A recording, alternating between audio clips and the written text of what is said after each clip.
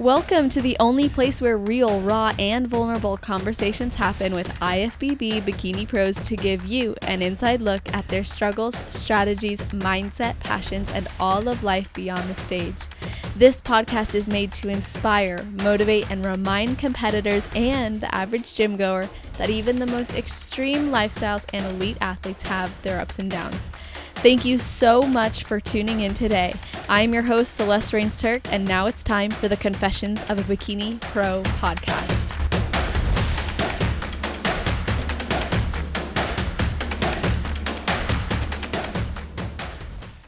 Today we are speaking with newly turned 27-year-old athlete who just completed her degree in information systems and whose fitness journey began as a response to a 10-year struggle with anorexia. After qualifying for nationals at her first show in 2020, she went on to win her pro card at USA's, which was only her second show ever, all in the same year. Super cool journey. Super excited to have this athlete on. I have been following her for a long time and been very inspired and looking forward to this. So welcome to the show, Anna Hise. How are you doing? I'm good. How are you? I'm really good. I'm so happy, like I said, to tell you that you're here and that you're on finally. I know, I'm so excited. Yeah, me too. It's an honor to connect with you, and something I'm really looking forward to is just digging into your story more, your journey. And as we were just talking about before recording, sometimes it's hard to talk about ourselves, and I'm excited to give you that platform. Yeah, I'm excited to see how it goes. Yeah, You might have to help me out a little bit. I got you. Well, before we get into it all, I'd love to know if there's anything you do or think about right before your heel hits the stage. I know you asked this too, so I've been thinking about it. And honestly, I just kind of zone in. I get really quiet and I just am thinking about my routine, and I'm also remembering my number. For some reason, that is one thing I'm always so afraid I'm going to forget. And so I'm just repeating that in my head. But I feel like I tend to just kind of zone out. And then once I am walking on stage, it's just kind of almost muscle memory, and I just have fun. It's so true. It really does become like muscle memory when you've practiced your posing so much, and even if you've only been on stage once before, something just clicks and you kind of black out, but you're still there. I was just about to say that. I think I blacked out, honestly, at every show. The 3 that I've done, I think I did. Yeah, well, your pro debut routine was so awesome to watch. Oh, thank you. You're welcome. Just seeing you step into that, because I imagine earning your pro card that quickly can probably have an impact on maybe confidence and esteem or identity. And I'm hoping you could share what that was like for you to turn pro only at your second show ever. Yeah, it definitely was. I don't want to say a shock, because I went into USA's feeling, confident, and I had a lot of support. And so I was really excited about it. And when I got my pro card, I was seriously shocked. I don't know any other word, but yeah, after that, I felt like I was so new to everything. I still didn't even know anything about competing. I was a baby. So it definitely, I think I put a lot of pressure on myself too, because I did so well, right off the bat, that I was like, oh shoot, I have to keep going. I have to keep doing well, there's this expectation that I put on myself. And so I think that it put a lot of pressure on me, and I definitely let it kind of get to my head sometimes.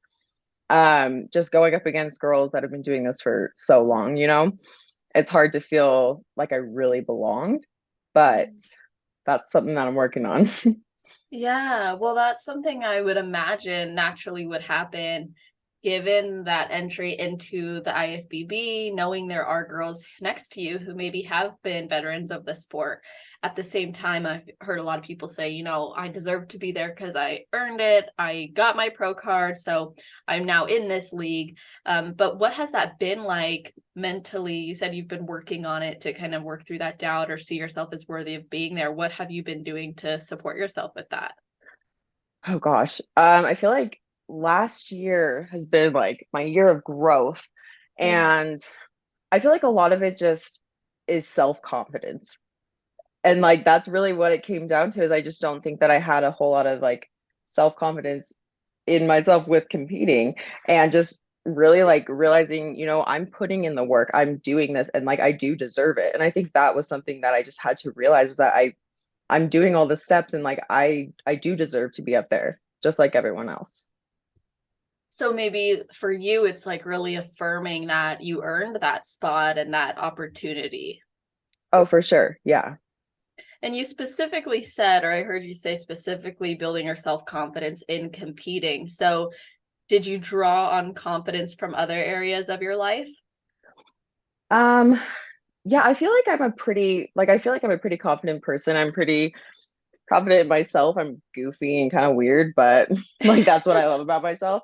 Oh. Um, and I feel like I just had to kind of bring more of my personality into competing, because it almost felt like it was not really me. Like I didn't really make it me, because it didn't really, I don't know how to explain it. It almost just, it felt like like I said, like I wasn't supposed to be up there. And so it didn't feel like me.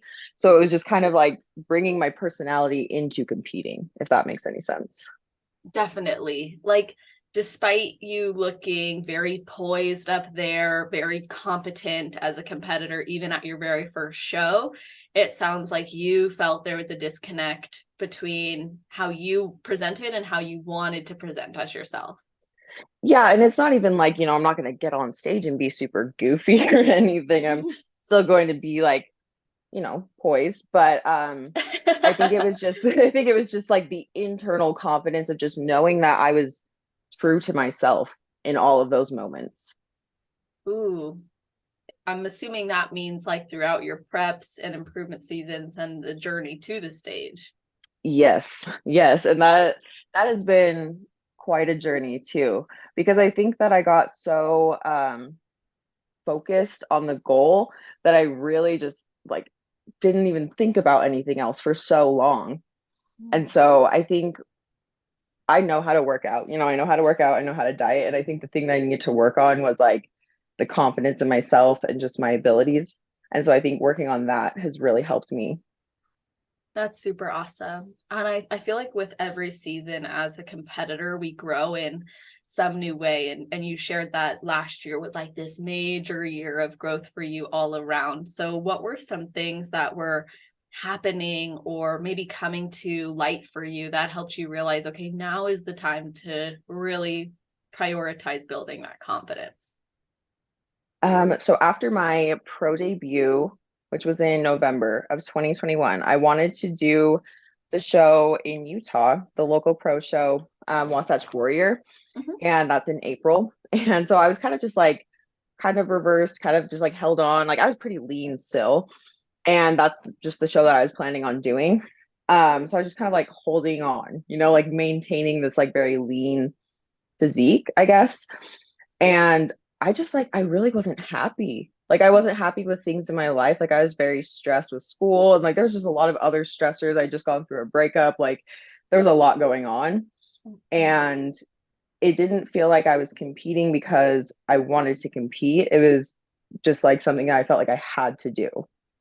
And I think that was kind of the point where I was like, if I'm not having fun anymore, like, why am I doing this? This is a lot of time, a lot Yes. of effort, like a lot of stress on my body, on my mind. Like, why am I putting myself through this if I'm not even having any fun? Um, and so that's when I decided to take a little break. I just kind of ixnayed the Wasatch Warrior, and I was like, you know what, I'll just revisit that. And I think a lot of what I had to really work on was my just like my relationship with myself, and being okay with being alone, and just like navigating life alone. I know that sounds kind of cheesy, but like finding Mhm. things outside of the gym that I like to do too. And just really like centering myself back into myself without competing. Well, the idea of competing in the future, but that wasn't my main focus right then. Wow. Well, it's really a courageous thing to step away from something that's bringing you maybe a lot of control or that's been applying like a consistent pressure in your life. And sometimes that can be really good and maybe distract us from other things. And it sounds like you took the time to recognize, like, okay, I actually need to step back from competing and refocus for myself and find my happiness, find my peace. You had gone through some various things that were causing you stress, the school, the breakup. And then you said specifically you started to explore, what do I like outside of competing? And what's this relationship going to be like with myself being alone? So there's probably a lot of women, maybe even men too, listening, going, I need to do that. Like, I need to step back and be okay with not having a show in mind and actually learn who I am outside of this. So what Yeah. did you start doing to explore that? That was so hard. That was really hard, Mm. honestly. But gosh, I just did random things. Like, I'm not a big outdoorsy person, but I would go on hikes by myself, like just Yeah. because I wanted to try it. Um, I really like reading. I started reading more, doing kind of like crafty things, like DIY projects, like random things like that. Um, I don't know. I feel like everything has been kind of random, but it's just finding these different avenues that I really enjoy. And honestly, like going to school for information systems, I really enjoy coding. And so that has been kind of like a fun pastime for me, is actually coding of all things. You I don't know. hear that every day. Yeah, kind of nerdy. I love that. And that's actually something I want to explore a bit more with you, which is like how you even got into wanting to be an information systems student and then what got you into coding in general. So I didn't know what I wanted to do when I first got into college. I thought I wanted to do marketing, but I found out real quick that's not what I wanted to do. But Hmm. I knew I wanted to do something with business, and I feel like I have more of a math brain. Like numbers just always make sense to me, but I definitely did want to do finance or accounting. And I took an IS class, an information systems class, my first semester. And for some reason, it was just the first class that I really loved. And then I was like, wow, this is interesting to me. And then the further I got into it and I started actually coding and stuff, I was like, this is so cool. Like I could sit there and do it for the entire day and not get bored. And I don't know Wow. why, but it just, yeah, I just kind of got hooked on it. Like when I hear the word coding, I just think of those scenes in like crime shows where the computer girl like pulls it up and all things are That's flashing. that's what I'm trying to be. That's what I'm trying to be. Yeah, I could see it, honestly. You're like this badass coder over there solving problems. Yeah, that's cool. Yeah. Is that really like you want to go into the investigative side? I mean, that'd be cool. I don't actually know exactly what I want to do, and that's kind of been the hardest part after graduation. I'm like, what do I want to do with my life? But Seriously. so I'm not sure exactly what industry I want to go into Hmm. yet, but definitely want to do something either with software development or something in data science is really interesting to me. What a time too to be graduating with that level of expertise and Oh insight. yeah. I mean, that's the world's direct. I mean, it's been the direction for probably the last, like, you could say 10 years and maybe more in the last 5, but it seems as though, like, right now with AI being like a Hmm. major game changer, like, is that something you guys explored during your program? A little bit towards the end, but that's actually some of the things that I've been looking into after graduation, just on my own through like Mm. Udemy, that one Oh, website that yeah, you can buy courses off of. that's So I've just been awesome. doing some stuff like that too, because it really is, like you said, it's like the perfect time. And that was what helped almost influence my decision too, to choose that Hmm. major, because I kind of saw things moving that direction. I was like, you know what, this is going to be good because I feel like I'll always have a job doing something. 100%. Absolutely. It's such a creative career too, it seems like, where you can do so much with it that's probably very gratifying for you as an individual. Oh yeah, for sure.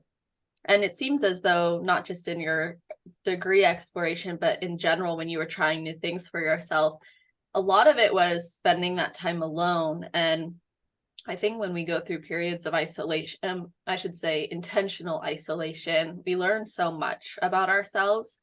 what did you learn about yourself in that process that maybe you're applying now as you enter like being in a relationship and being in a position where maybe you are considering, because I know you went through an improvement season, so I'm just curious like how it's impacting you now.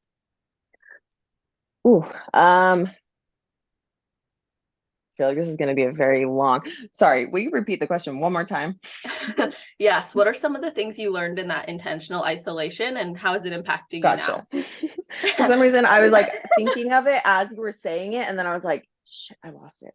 I'm such a wordy question asker sometimes, so I No, you're appreciate so you fine. clarifying. um, Gosh, that's kind of hard. I feel like, ooh, I think I'm just way more in tune with myself now. And I feel like when something feels off to me, I try to address it right away. Like I don't let things slide for very long.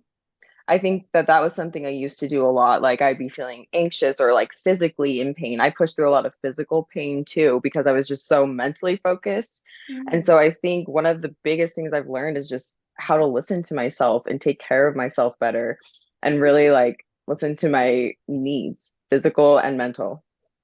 Wow. Previously, did you ignore them because you were so busy with other things, or was it just not comfortable to sit with those things? A little bit of both. I think that I used other things to distract me from other feelings. Hmm. And then what was the value in learning to like sit with those feelings or understand what your needs were? I feel like all around I'm just healthier. Like I feel so much more calm now. I feel like I used to live in just this constant state of anxiety and just a constant knot in my stomach. But now I feel like I can breathe again. Mm. Ooh, that's really powerful. Yeah, it feels good. Definitely. Yeah, you literally just sighed right there. Like, yeah, breathing. Here I go. Exactly. Here I go again, breathing. Oh, that's super awesome. Like, I think when we learn that it's safe and comfortable and actually beneficial to process those things or experience them, and we fear ourselves to do so, it's empowering in such a way where we can rely on ourselves. And that speaks to you wanting to be able to exist on your own. Exactly. And something else I really appreciated about you and the messages you've shared is you really try not to strive for perfection hmm necessarily, and instead really just improvements and being better for yourself. So what does that currently look like for you? Well, I mean, I was actually just looking at check-ins from like 6 months ago, putting them next Mm, to my most recent ones, yeah. and just things like that, like seeing the progress. I get really hyped on progress. Mm-hmm. So I try to find ways to like show myself my own progress, whether that's with progress pictures or, tracking the weights that I use at the gym or just seeing changes and really trying to like be my biggest cheerleader and Yeah. really notice those changes and point them out to myself and be hyped about them. Like that's, I don't know, being my biggest cheerleader is like one of the biggest things that I've changed. That's super cool. Prior to that, were you critical of yourself? Oh yeah, very. And I still feel like I mean, I feel like we're all our own harshest critics, Mm-hmm. but I was definitely more critical than I had to be to the point where Yeah. I definitely, I don't know, I was very mean to myself sometimes. Yeah. And was that part of the 10-year struggle with anorexia, or was that related to other things as well? I think it's a combination, but Mhm. I think because my eating disorder started when I was so young, I think I just kind of grew up like that. I hate to say, but my mindset was just kind of like that from like the age of 10. So I feel like those were like my prime developmental years and I kind of grew up just feeling anxious and putting myself down and doing that kind of stuff. And so I think that that affected me into my adult years for sure. And it's been something that I've had to like unlearn. But it's really hard to unlearn when it's like almost ingrained in you, you know? Absolutely. It's a whole thought pattern that's like, well, I like to explain neural pathways in a way where, and you live in Utah, so you'll definitely be able to appreciate this. But when you're on a mountain and there's water that's been running down one part of the trail over and over again, there's a groove that gets formed and it's very deep. And it doesn't mean the water can't flow elsewhere. It's just the path of least resistance. It's the path it's always taken. But you Hmm. put a pebble there or a rock there or a stick, and suddenly the water can start going somewhere else. It may still go down that original path and seep through the cracks or find a way through, but it will have some go elsewhere. So similarly with our brain, we just start to form those new pathways as we put maybe blocks or changes, or we essentially redirect the water. And it takes time because now you have to form a whole new groove, and you could easily pick up the stick or the rock, or it could be kicked or moved. Mm-hmm. So it's not necessarily the easiest thing in the world to challenge a thought process that has been around for a lot of times for decades for people. And for you, it was over a decade. Yeah, yeah. I really like that analogy. That was a really good Well, one. thank I was you. visualizing it as you were saying it. Painting the picture. Well, I'm really happy that you share that because I wanted to explore the idea of anorexia and how it influenced you in getting into bodybuilding. Because when I've spoken with people in the past who had that like struggle with anorexia, they actually found bodybuilding as like a lifesaver. It gave them a reason to eat and grow and nourish themselves and see their Hmm. body differently and see weight differently. What was it like for you to find comfort in growth and even consistently eating? It was definitely, well, I feel like, so my fitness journey kind of started before competing.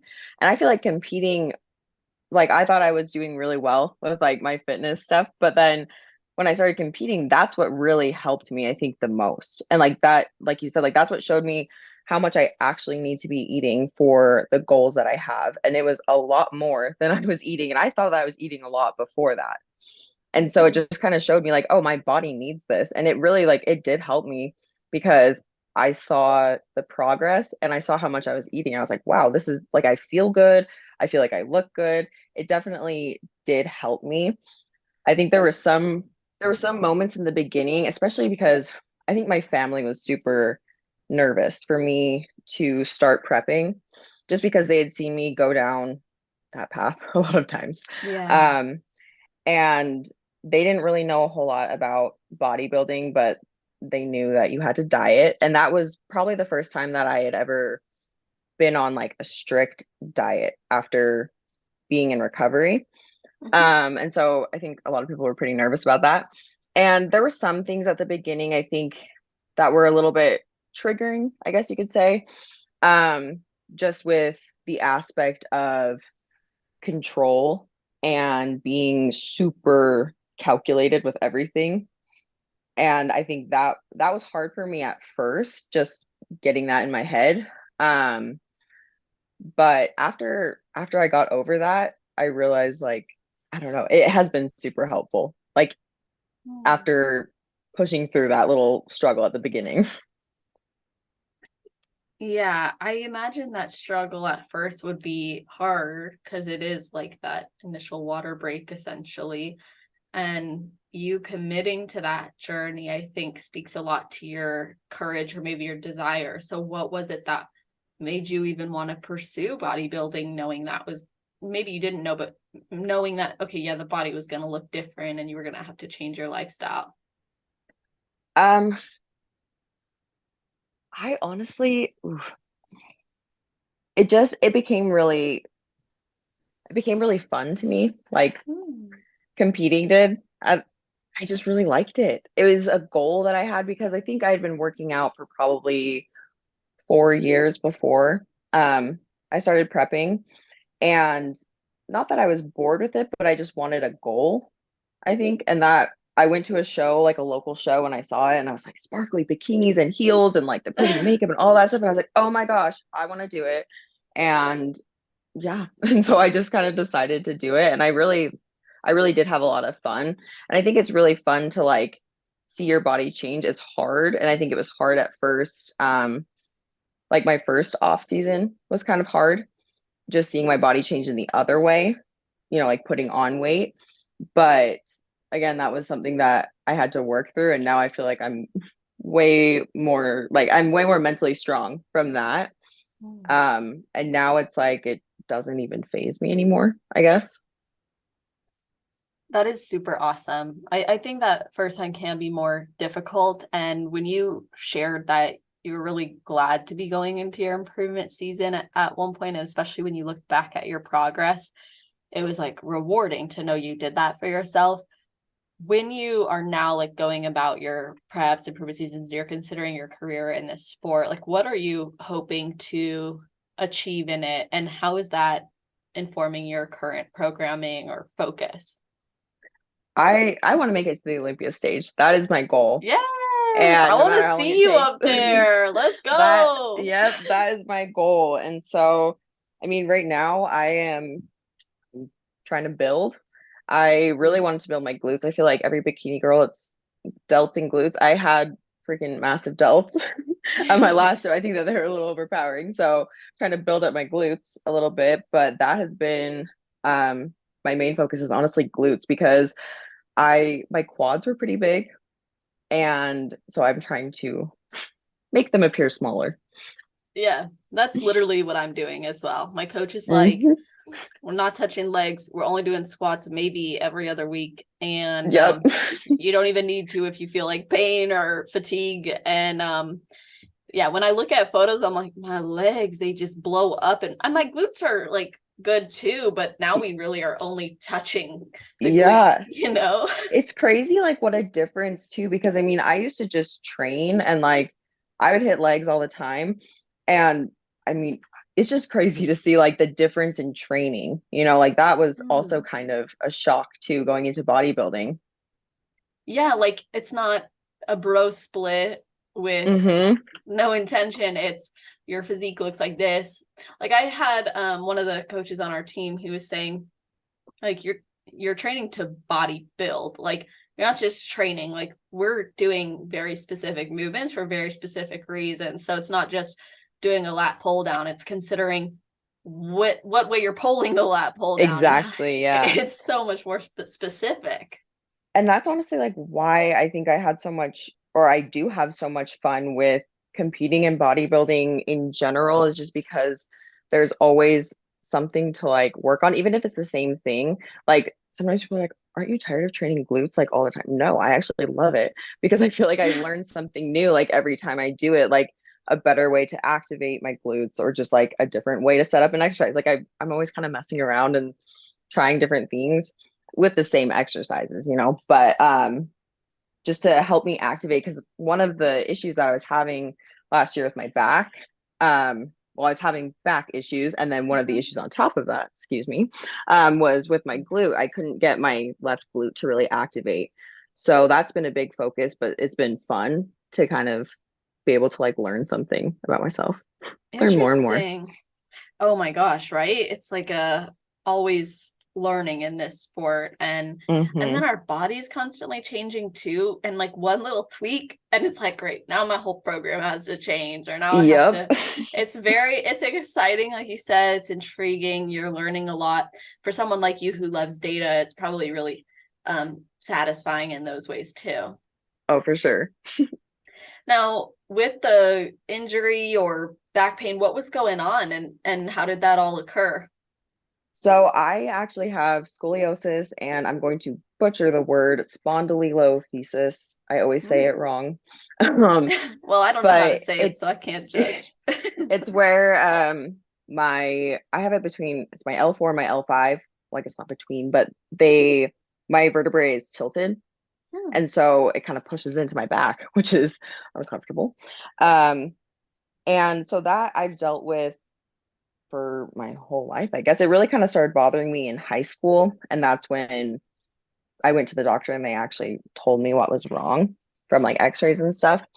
But it didn't ever really restrict me from lifting. I think when it became a problem though was when during my prep for my pro debut, I started having back pain. Obviously, with like bikini posing, you're constantly like tilting, Yeah. tilting your hips. And so I think that just doing that with like posing all the time, and I just kind of almost like trained myself into an imbalance, I want to Hmm. say, because my spine isn't straight. And if I was constantly like dipping into one hip to pose, like I think there was probably a lot of little things. I'm trying to like work my way back. That's what I've been trying to do is like figure out, okay, what was the thing that caused this? Because I used to not really have pain like at all with lifting with my Yeah. back. And so it's been really hard for me because knowing that I started out with no pain, but still I still had these back problems my whole life, but like I never had pain. And now just trying to figure out why, like why am I in this pain? So I think it was probably just over time. Also not paying attention to myself and not really respecting myself when, I'm in pain to stop training or Yeah. to pull back a little bit. And I think that's what really did me over was the fact that I just kind of kept pushing because I was so like mentally set on doing something. Yeah. Oh, absolutely. I think it's that athlete mentality too, and the fact that we know, like, if we exchange the excitement and the joy and the fulfillment that comes with what we're already pursuing for something we know could be a bit aggravating and less exciting, it's not very enticing. Yeah, Um, exactly. so being able to step back and be like, okay, something's off. I need to address it. It takes a lot of honesty and integrity with yourself. And now that you have pulled back to focus on it, what are you discovering is helping with glute activation that maybe previously you didn't know because you hadn't taken that time? So actually what I found a lot of like my issue was in my hips. Mm. And so I think that my hips are kind of imbalanced. And so making sure that my hips are lined up when I that's what I've found, honestly. Like this was a pretty recent discovery. I mean, not that recent, but like Mm-hmm. just the setup of my movements of like all of my compound lifts and stuff, it was just kind of like just kind of jacked up.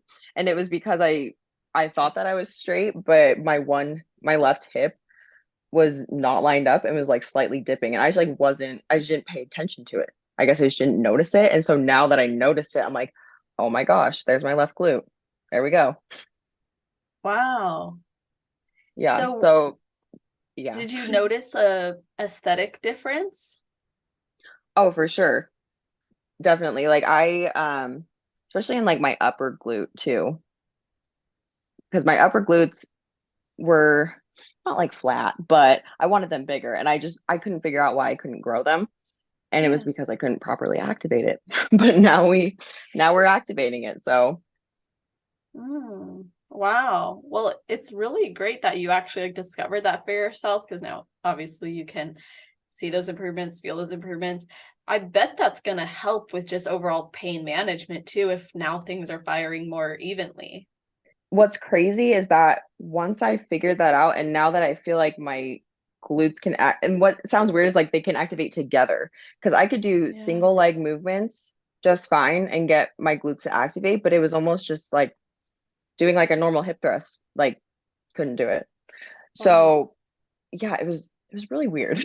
Um, but what like after being able to activate my glute properly, I've noticed such an improvement in my back pain. Like I hardly have back pain when I feel like my glutes are properly activated and like I feel like I can walk around straight. And it's such a weird feeling when I don't even know how to describe it. I feel like uneven, like Mm. just tilted if my left glute isn't activated.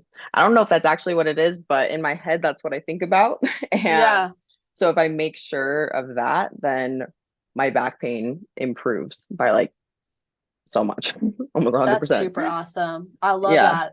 That speaks to your earlier point about taking the time to just listen to your body and have the awareness.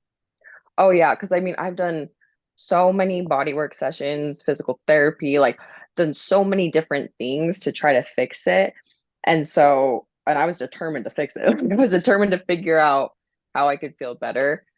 And so it's really rewarding to finally feel like good. Absolutely. I noticed recently in my back pose, I kept like looking really uneven. And I've been dealing with this like glute hip type, I want to say injury, but it's not like it's bothering me every day. It's just certain moves or Hmm. motions that annoy me. And then when it started affecting my back pose, I was like really annoyed, of course. And then I had a Hmm. bodywork specialist. She was massaging me and I told her about it. She's like, oh, you have a lot, like when I touch your glutes here, like I get to your muscle really quickly versus over here not as quick, like you have less development. And I'm like, don't tell me that. Yeah, I'm like, no. yeah. She's like, that's not good for your sport. I'm like, no, it's really not. She's like, You're okay. like, thanks. Yeah. Are you a competitor looking to make mental gains and further your personal development? Are you struggling with the post show blues or feeling the pressure of prep? Maybe you're lost somewhere in the middle and not sure what's next.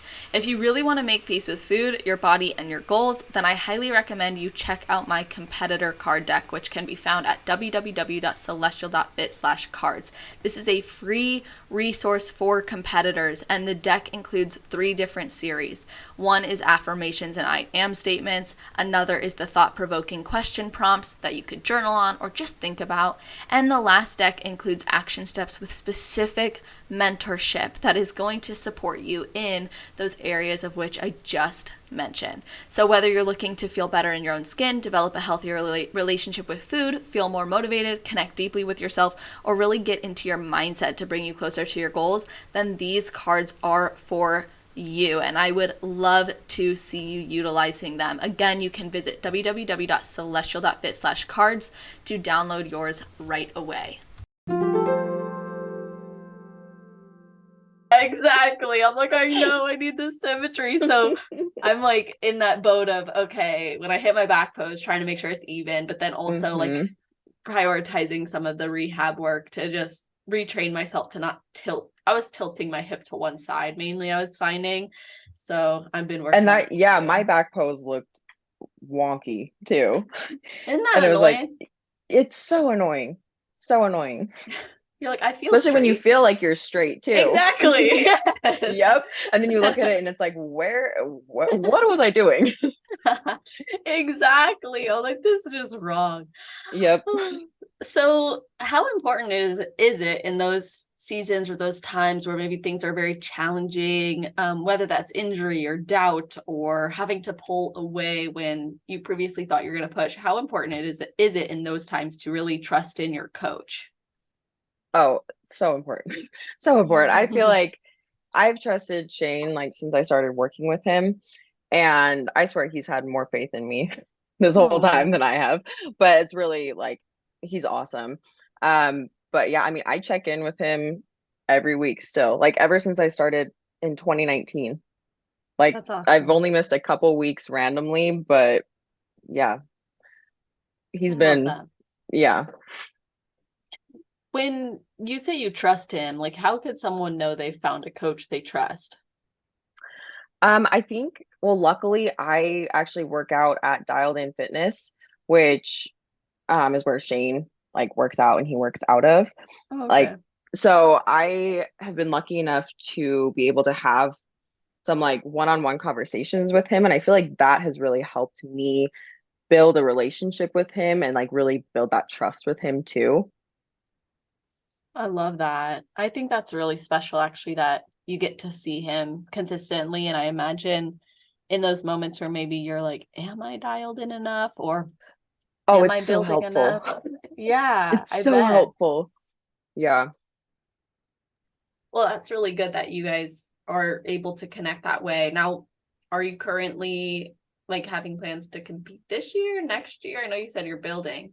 Yeah, well, I want to compete this year. I'm not quite sure exactly when Mm. because I do want to make sure that I'm consistently feeling good, like with my back and just feeling strong and stable, like Yeah. physically. I want to make sure that I'm feeling consistently good for a while before I jump into a prep because I know how demanding prep is. And I don't want to start it and get like, halfway through and be like, oh, I shouldn't have done that. Um, so, but for right now, like I've been feeling good. And so I'm hoping, the summertime, probably. That's what I kind of Ooh, want to do. that's So awesome. yeah, I'm Love that. excited. Oh, it's so exciting because I mean, if you're competing in the summer, are you trying to get points for the 2023 Olympia or 2020? Or I should not even say get points, just get qualified Yeah, for. I was gonna say they changed it. So I mean, Ooh, I would love to. That would be awesome. that'd be I awesome. think for me too, like I want to see, where I stand now with the work that I've done. Because my last show was November 2021. So it's been a while. So I want to see, the progress that I've made and how I compare and then go from there. I think that's kind of my first goal. Love it. Yeah, especially because, you're coming off your pro debut and a really cool season that you had before that 6-month improvement season and then the pro debut. So I feel like probably as an athlete, as a person, you've grown so much. And you said that you really want to go into this feeling really good about the decision to go into it. And I know a lot of people tend to see bodybuilding as extreme, and it is in many ways. And I think that it can be difficult sometimes to establish like what does balance for us look like. And you said early on in the episode that sometimes you would get so laser focused on the outcome that it would Hmm. detract from the process or maybe how you were feeling. So what would be different this time for you to know that maybe you have more of that balance or lifestyle kind of dialed in a new way?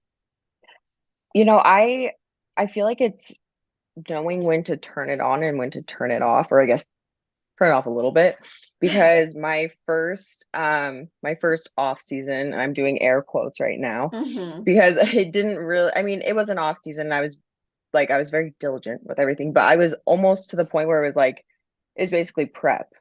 Yeah. So I was kind of treating it like prep. Like would never go over like my meals, like I was very meticulous still.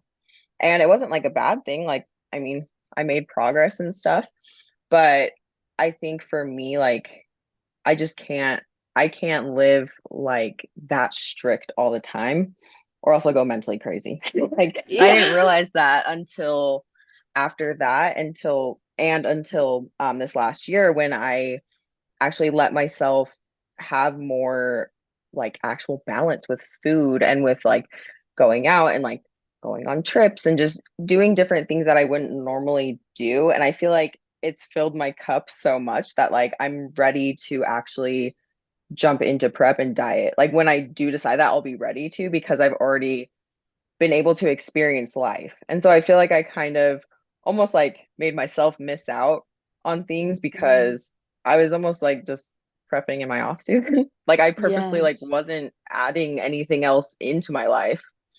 And so I think now that I've let myself experience that, and like find more balance, now I'm going to be a lot more excited to start dieting, which sounds funny. But, Oh, I like I'll love be that. excited to actually get into that mode because it is going to be so different than what I have been doing. Absolutely. Yeah. And I think it's sometimes hard to take that step to give ourselves a bit more balance and flexibility in an improvement season because, especially if the first time we do it, it went well being so strict.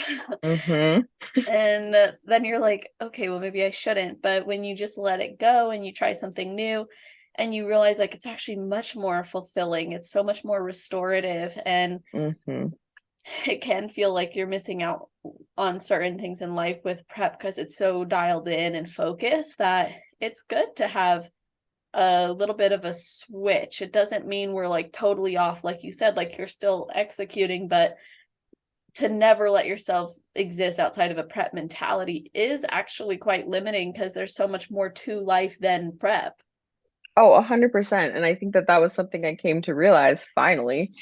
But and it was so freeing, honestly, because yeah, I feel refreshed. That's probably the best way to put it. Mm. I appreciate that perspective. I'm sure there's people who are listening like I know that I'm burning out or this is really hard or I feel like I'm white knuckling this when I want to give myself freedom and balance and peace, but it can be scary to do those things Hmm. and like let go of that control. How did you know that was something you needed to do and how did you start doing that? I think it really was kind of like an internal like realization when I was like, you know what? Like when I decided that I wasn't going to compete after my pro debut and like didn't really have a show in mind. I was like, you know what? I'm going to try to add a little more balance and, go off my meal plan. And like if I'm hungry, I'm gonna eat something like quote unquote extra, like off my meal plan. But it was just like this mental block that I just like my meal plan was my meal plan and I had been following it for so long that it was literally just like routine. Like I knew the time and it was just okay, this is meal one, meal two. Like it was just so routine from doing it for so long. And so it was kind of hard at first to like I don't know, that's when I realized I was like, okay, this is a problem because I can't even think of a meal to eat outside of my chicken and rice and veggies. Like I couldn't think of something that sounded good other than that. And I was like, okay, maybe I need to expand my palate a little bit more. And I still like my chicken and rice, but I think it was just kind of getting out of that rigidity and just like letting myself try different things. Yeah, I love that. Sometimes like it's just being willing to say like it's okay to try something new and do something different. And there's so many benefits to it outside of just giving yourself maybe some more balance or freedom. So like if anyone's listening and thinking, I don't know where to start or why I would do that, or I'm afraid I'll lose control or lose progress or whatever. This is a great example of how it can actually really benefit you in so many more ways. And I think even from a health perspective, just having more variety and then more data too, because I think improvement Hmm. season's like such a great opportunity to try new things and see what your body responds well to. Like you might find out yogurt makes you function really well and oats actually bloat you or whatever, Yeah. but it's a great time to, I think, pay attention to other forms of data outside of aesthetics. Oh yeah, and it's been like because I added in, I used to not have any like red meat in Mhm. my diet at all, and I love red meat. So I would that was usually like my cheat meal in the past because all I had was like chicken, egg whites, and all that kind of stuff. So I really just wanted red meat, and I was always craving it. So this past off season, I actually added in steak, um, almost every day, basically every day, Love that. and I started like I felt so much better like just adding that in and like after a week I was like, do you think it's the steak? Like I think it might be the steak. I think that's why I'm feeling so good. But like Mm, I felt like yeah, adding different foods, I noticed a difference in my body and just how I felt. that's so awesome. I love that story because truly, like, we don't even realize it because we just have it. It's the same thing for people who are not currently prioritizing their health. They don't realize how bad they feel until they start prioritizing it, and then they're like, "Oh shoot, I can't feel Yeah, energy." So, like, yeah, similarly, exactly. we can have those experiences as athletes like, oh wow, I actually can perform even better in the gym with this as my pre-workout versus the thing I've been eating for the last 5 years straight. And I think like one of the biggest things too was like I really wanted to like I wanted to grow, like I wanted to build and I really wanted like you said to perform. Like I wanted to perform in the gym and I wanted to push heavy weight and do all that stuff and granted like with my back I really wasn't able to for a minute, but I finally felt like I had the energy to and so that's been nice too because part of this whole like last year was really also falling in love with the gym again Mm. because for a while I like didn't even want to go to the gym just because I was so burnt out. And so like it's helped me also fall in love with it again. I think that's really, really cool. Was that because you were doing so much of the same stuff? Was it because you just felt you were going through the motions? Like what was happening? Like why I burnt out or why I felt Mm-hmm. burnt out. Yeah. Um I just yeah, I think I just kind of was not really doing it because I wanted to do it. I was doing it because I felt like I had to. Hmm. And I'm not necessarily sure where that came from, but it was more so just like I just felt like it was something I needed to do. Like I was just so focused on it and I was like I have to do it. So it almost felt like I was dragging myself there every day, but now it doesn't. So that's nice. I love that. I feel like we as athletes need to be able to like really love being in the gym and executing. And will go through phases. Like I know I've been through phases where I go through the motions and I hate the way that feels. And Mhm. the first time I had that feeling of like, I'm literally not even, I don't feel myself really executing, I'm just like checking a box. I was like, what's wrong with this? And I remember I was like, I'm just going to do whatever I want to do in the gym. If it's 3 Mhm. exercises executed, ideally, that's better than 5, 6 that are not. And I just started retraining myself mentally to like feel everything and focus on that. And it helped me to fall back in love with the gym personally and find that kind of drive and that focus that I felt got lost in just ticking boxes. And like I had a very similar experience. And I love that you said that too, because I've been going into the gym lately with a similar mindset. Like I want to do what feels good and like Yeah. what I like to do and the exercises that are fun for me. And like those sometimes those sessions are like those are the best ones.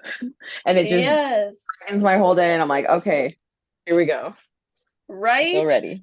Yep.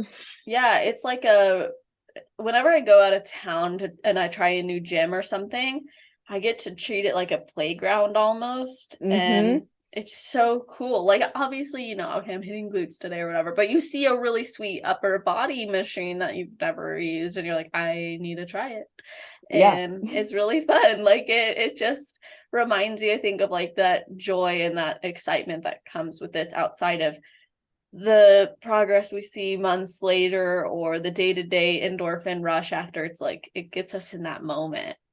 Yeah, exactly. And like that was the biggest thing too that I realized was that if I'm not enjoying it, like it's not going to go well for me long term, you know? Mm. And I do want to I do want to be in the gym and I mean, I want to be competing long term too. Like, I mean, probably not when I'm like 40, probably sometime, but I don't know. Never say never, right?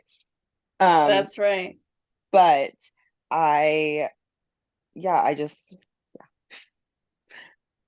Yeah, well, I sometimes think I'll never stop competing, and then I'm like, well, I'm sure there'll be moments in time where I stop for a bit. Like I'll probably have kids and yeah, then be like, okay, maybe I'm taking some time off, but then I could also totally see myself being like it's just so like routine and lifestyle. I could just see it continuing, but I'm kind of under the impression like one, if I'm still enjoying it, still do it, and two, like if it fits the lifestyle and doesn't detract from other areas of my life and what I value, then it's worth pursuing.